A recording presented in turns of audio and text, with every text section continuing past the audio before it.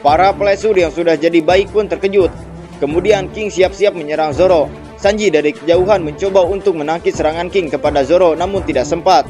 King kemudian menyerang Zoro dengan jurus Andon, namun serangan tersebut berhasil ditahan oleh Marco dengan jurus Fuji Azami. Kemudian Marco berkata, "Dulu sekali aku pernah dengar jika di atas Red Line tinggal sebuah suku yang bisa mengeluarkan api. Bukankah begitu, King? Sang api membara," ucap Marco.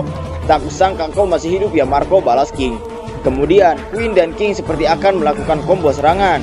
Namun Marco malah berkata, "Ya, aku menyerah. Aku sudah lelah. Bagianku hanya sampai di sini." Di sisi lain, perban yang menggulung Zoro telah lepas. Miyagi dan Chopper pun terkejut melihat itu. Marco lanjut berkata, "Karena sekarang adalah saatnya kemunculan para bintang utama." Lalu terdengar suara Santoryu, Diabe, Rengoku, Mountain, Onigiri, shoot! Zoro dan Sanji bersama-sama menyerang King dan Queen. King dan Queen terlihat terluka. Setelah melakukan combo tersebut, Zoro kemudian berkata kepada Sanji, "Hei ahli spiral, kalau kita bisa memenangkan pertempuran ini, ya semakin jelas terlihat olehku sosok Luffy sebagai sang raja bajak laut," ucap Sanji. Zoro telah bangkit kembali. "Ayo hajar mereka, Abang San Zoro," ucap mereka. Chopper berkata lukanya telah sembuh, namun aku khawatir apa yang akan terjadi setelahnya. Di sisi lain, para bawahan King dan Queen berteriak, "King, Queen!" karena mereka melihat King dan Queen yang terjatuh. Beralih kepada Izo yang sedang menyelamatkan Marco. "Hei Marco, bisa-bisanya kau melamun di tengah-tengah medan pertempuran," ucap Izo. "Haha, aku hanya sedang menunggu pertolonganmu," balas Marco. "Izo, apakah kau percaya dewa?" tanya Marco kembali. "Jangan bicara seperti ayah di saat sedang mabuk," jawab Izo. Kembali kepada pertempuran Zoro dan Sanji versus King dan Queen. "Hei kalian yang di sana, apakah kalian serius berniat mengalahkan kami? Karena serangan kalian tidak ada yang mempan terhadap kami. Kekeringan, wabah penyakit, kebakaran. Kami adalah 3 bencana yang melindungi Kaido," ucap King dan Queen. Kemudian Queen pun menembakkan serangan lasernya. "Asal tahu saja, kami dijuluki All Star karena kami tidak terkalahkan," sambil menembak. Di sini Zoro bertanya kepada Sanji karena melihat ada yang aneh pada diri Sanji. "Hei, ada apa denganmu?" tanya Zoro. "Tidak apa-apa, tapi aku merasakan sesuatu yang aneh pada tubuhku setelah memakai Rain Suit kedua kalinya." "Hei, jangan jadi beban ya," ejek Zoro. "Aku bilang tubuhku tidak bermasalah, namun hanya ada yang aneh," jawab Sanji sambil kesal. Tiba-tiba King menyerang Sanji dengan pedangnya. "Hei, alis keriting," ucapnya. Namun Zoro menahan serangan King tersebut. "Kau berhutang 1," ucap Zoro kepada Sanji. Bridal Driver, serangan dadakan Queen mengarah kepada Zoro. Namun Sanji memblok serangan tersebut dan berkata, "Sekarang hutangku lunas." Queen tertawa, "Haha, dasar bocah tengik jaji. Ternyata kalian semua memang manusia hasil modifikasi cyborg ya. Si keparat itu memang sinting. Apa kakimu yang mengeluarkan api itu adalah kaki robot?" ucap Queen. "Sayang sekali, tapi aku adalah satu-satunya manusia biasa di antara mereka," jawab Sanji. "Jangan bodoh, mana mungkin manusia biasa mengeluarkan api? Mustahil kau melakukannya, kecuali kau adalah salah satu anggota suku Lunarian," balas Queen. Di sini King sedikit menoleh kepada Sanji ketika Queen berkata tentang suku Lunarian. "Itu tidak mustahil, karena hasratku membara hingga melebihi panasnya api. Memasak monster laut pun adalah sesuatu yang mudah bagiku. Dasar dinosaurus sialan," ucap Sanji sambil menyerang Queen dengan tendangan api berputar. "Kalau begitu, akan kutunjukkan kekuatan sesungguhnya seorang cyborg yang bahkan tidak dapat diciptakan oleh Dr. Vegapunk." Di sisi lain, tiba-tiba Zoro menyerang King. "Hei, bukan waktunya melihat ke arah lain, Bumi Hitam." Namun serangan kejutan Zoro mampu diblok oleh King. Dan tidak hanya di situ saja, ternyata pedang King dapat berubah seperti bergerigi, sehingga pedang Zoro mampu dilemparkan oleh King. Dan King pun menyerang Zoro dengan tinjunya. Namun Zoro mampu menahan tinju King tersebut dengan pedang yang ada di mulutnya. "Begitu rupanya, dasar mesin pembunuh," ucap Zoro kepada King. "Apa menurutmu teknik dan gaya bertarung dibutuhkan dalam suatu pertarungan?" tanya King. "Ya, perkataanmu ada benarnya. Kau tidak pernah menyebut dirimu sebagai pendekar pedang. Kalau begitu, lakukan sesukamu. Di saat penentuan nanti, mungkin saja aku akan menggigit tenggorokanmu sampai putus," jawab Zoro. Aku pun akan melakukan segala cara, asalkan bisa mengalahkanmu, balas King kepada Zoro. Di sisi lain, Kawamatsu memanggil Hyogoro. Bos Hyogoro, saat Nona Hiyori berkata bahwa dia akan memberikan Enma kepada pria itu, ada alasan yang membuat saya membiarkannya begitu saja, ucap Matsu. Ya, aku paham.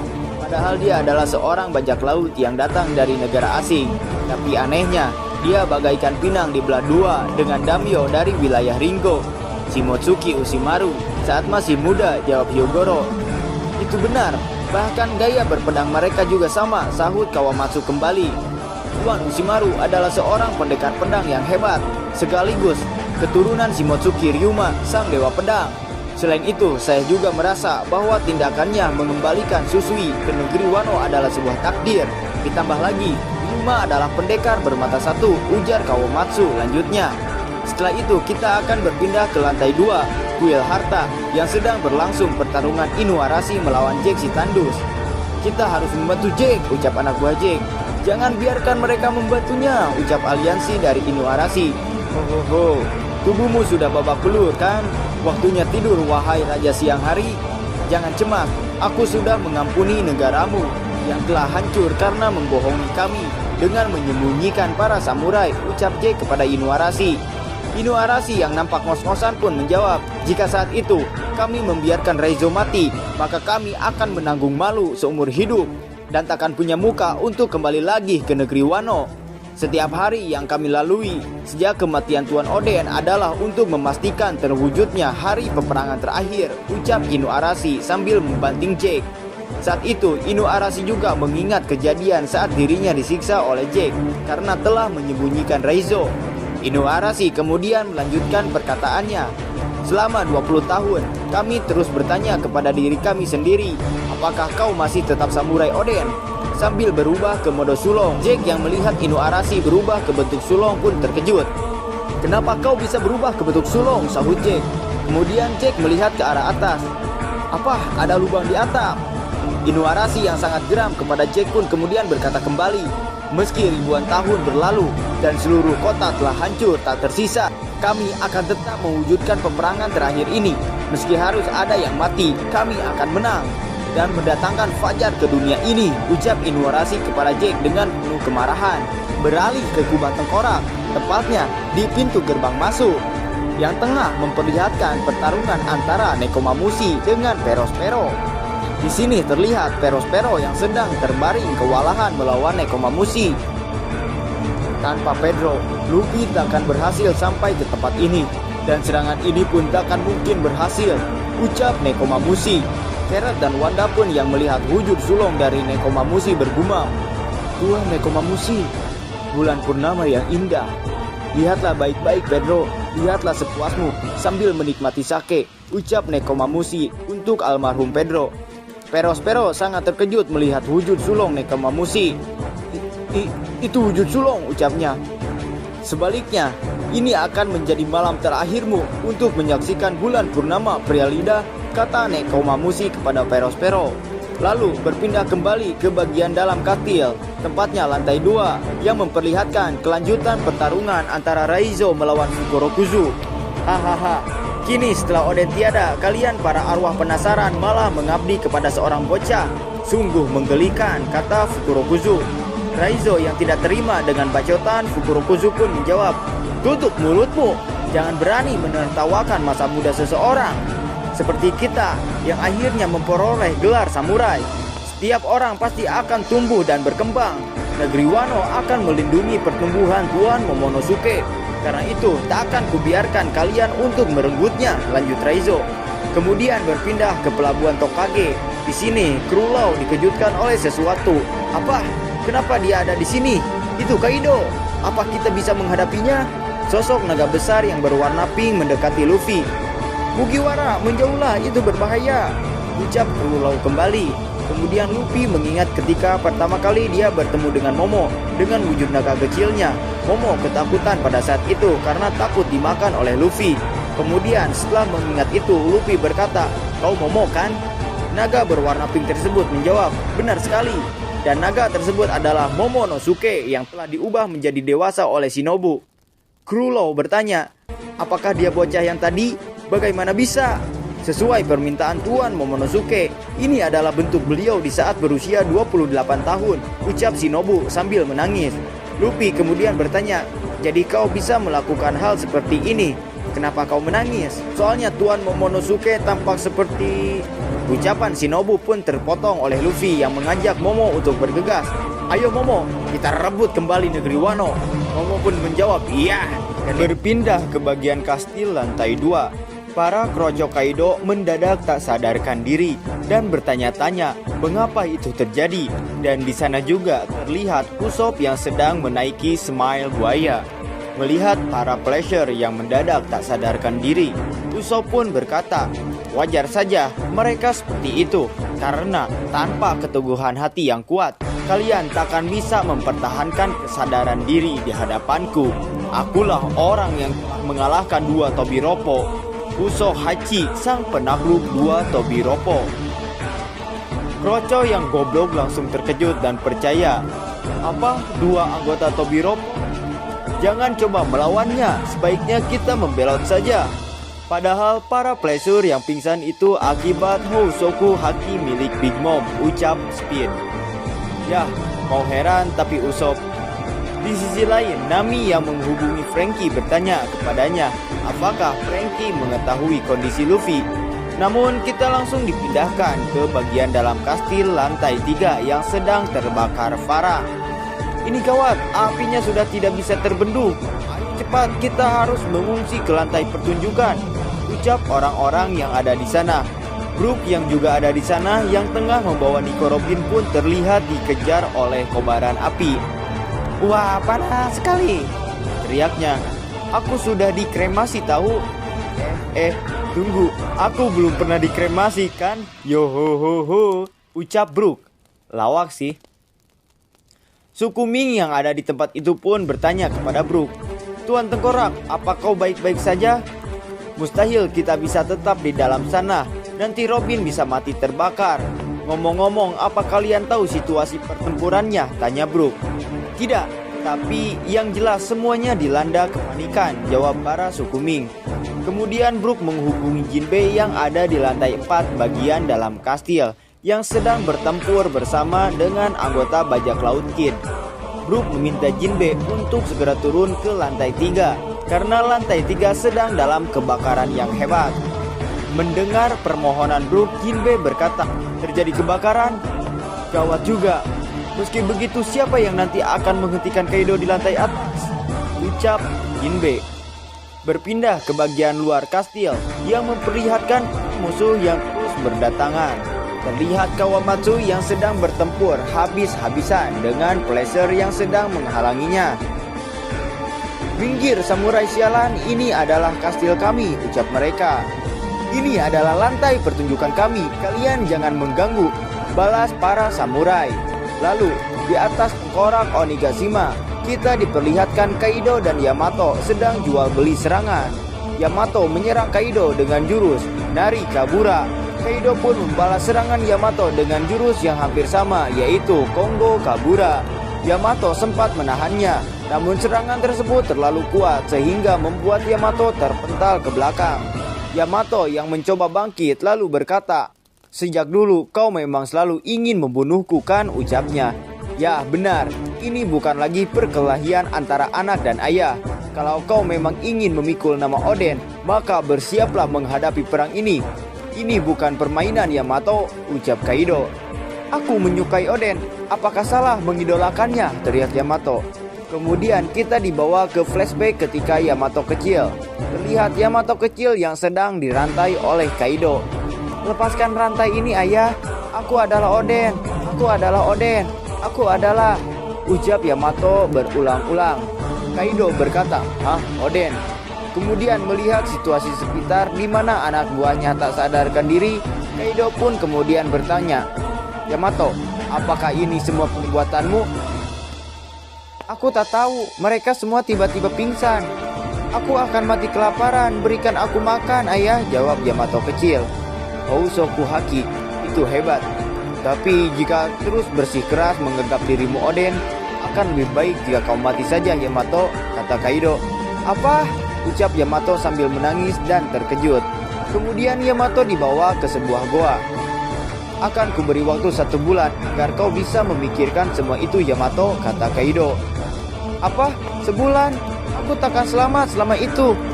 Dan bukankah para samurai gila itu juga dipenjara di sini? Wah, tunggu. Mengapa kau tega meninggalkanku di tempat seperti ini? Teriak Yamato sambil menangis. Hal yang sama juga berlaku kepada kalian, para samurai terkuat negeri Wano. Kalian akan kubebaskan jika bersedia menjadi bawahanku. Jika kalian berubah pikiran, teriaklah ke arah ventilasi yang ada di atas langit-langit, ujar Kaido kepada para samurai yang dipenjara di tempat itu. Sudah berapa hari kalian tidak makan? Kalau begitu, aku akan membawakan makanan kemari, tapi hanya untuk 1 orang, tambahnya lagi. Kalian juga akan butuh senjata, lanjut Kaido, sambil menyimpan beberapa katana. Ya, maksud Kaido di sini agar mereka saling membunuh memperebutkan makanan yang hanya dibawakan untuk 1 orang. Ayah, tunggu aku. Aku ini anak ayah kan? Jadi pasti mereka dendam padaku. Mereka pasti akan membunuhku, teriak Yamato kepada Kaido. Bukankah kau ini Oden? Jawab Kaido sambil pergi. Makanan pun diletakkan di antara katana yang disimpan Kaido. Aku memang Oden, tapi aku juga anak Kaido, orang yang telah membunuh Oden. Aku tahu kalau para samurai pasti membenciku. Ayah ingin mereka saling membunuh demi memperebutkan semangkuk nasi. Tidak, sebelum itu pasti mereka akan membunuhku terlebih dahulu, kata Yamato terkejut karena salah satu dari samurai mulai mengambil pedangnya. Namun ternyata samurai tersebut memberikan nasi itu kepada Yamato. Makanlah, ucap samurai. Yamato terkejut. Seorang samurai tidak pernah merasa kelaparan, ucapnya lagi. Benarkah? Yamato kemudian menangis. Sebenarnya aku merasa sangat kelaparan. Para samurai memang hebat, jadi mereka tak pernah merasa lapar ya, ucap Yamato. Yamato pun memakan nasi tersebut dengan lahap karena memang ia merasa sangat kelaparan. Yamato pun berterima kasih kepada para samurai dan berjanji tidak akan melupakan jasa mereka. Kemudian dia bertanya, apakah dia akan bisa menjadi samurai meski dirinya masih bisa merasakan lapar. Salah satu samurai menjawab, bukankah kau ini Oden? Kami sudah mendengarnya, kami juga sangat mengidolakannya. Yamato dengan polosnya menjawab, berarti kita sama dong. Yamato pun menanyakan nama kepada salah satu samurai. Namun samurai tersebut tetap kecil dan menjawab, kau menanyakan nama kepada seorang samurai yang telah kalah. Panggil saja aku orang tanpa nama, hahaha. Jawab samurai tersebut. Ya, walaupun Mimin sudah tahu sih namanya siapa. Kemudian Yamato mengeluarkan sebuah jurnal. Sebenarnya aku ingin membaca jurnal ini, tapi ada banyak huruf yang tidak bisa kubaca, ucap Yamato. Itu jurnal milik Oden. Para samurai terkejut. Kemudian Yamato pun membuka jurnal tersebut dan membaca bersama para samurai. 10 hari pun berlalu. Ternyata Kaido memang benar-benar menghukum Yamato tanpa ampun. Para samurai pun mulai mengkhawatirkan keadaan Yamato. Yamato, ayahmu benar-benar ingin kau mati ya? Kalau begini terus, kau tak akan bisa bertahan hidup sampai perang 20 tahun mendatang, yang dikatakan oleh Oden, ucap para samurai. Yamato yang tertidur lemas berkata, saat itu tiba, aku akan bertarung bersama dengan negeri Wano. Kemudian aku akan mengarungi lautan dan bertambah kuat lagi, kata Yamato sambil lemas. Kami senang mendengar kau berkata seperti itu. Sepertinya kami masih bisa berpartisipasi dalam perang 20 tahun yang akan datang dengan cara membuatmu hidup di masa kini. Karena bagi kami 20 tahun adalah waktu yang terlalu lama, ucap para samurai sambil merencanakan sesuatu. Kemudian para samurai pun mulai menebas dinding gua tersebut. Tuan samurai, jika kalian melakukan itu maka ayahku akan... Belum sempat Yamato melanjutkan perkataannya, para samurai pun berkata, kami tidak ingin diam saja dan membusuk di tempat ini. Selain itu, sejak awal kami tidak ingin bergabung dengannya. Lalu tidak lama setelah itu, anak buah Kaido memberitahu Kaido jika goa tempat penjara para samurai telah dihancurkan dari dalam. Kembali ke masa sekarang, di sini Yamato berkata, bahkan orang sepertiku masih punya orang-orang yang percaya padaku. Aku memiliki orang-orang yang mengakuiku. Mengapa kau merampas kebebasanku? Mengapa kau merampas kebebasan negeri Wano? Ucap Yamato dengan siap melancarkan serangannya kembali kepada Kaido. Dunia ini tak semudah menjawab pertanyaanmu, Yamato. Dasar bocah ingusan, jawab Kaido. Serangan Raime Hake dengan Hausoku tingkat tinggi pun saling beradu.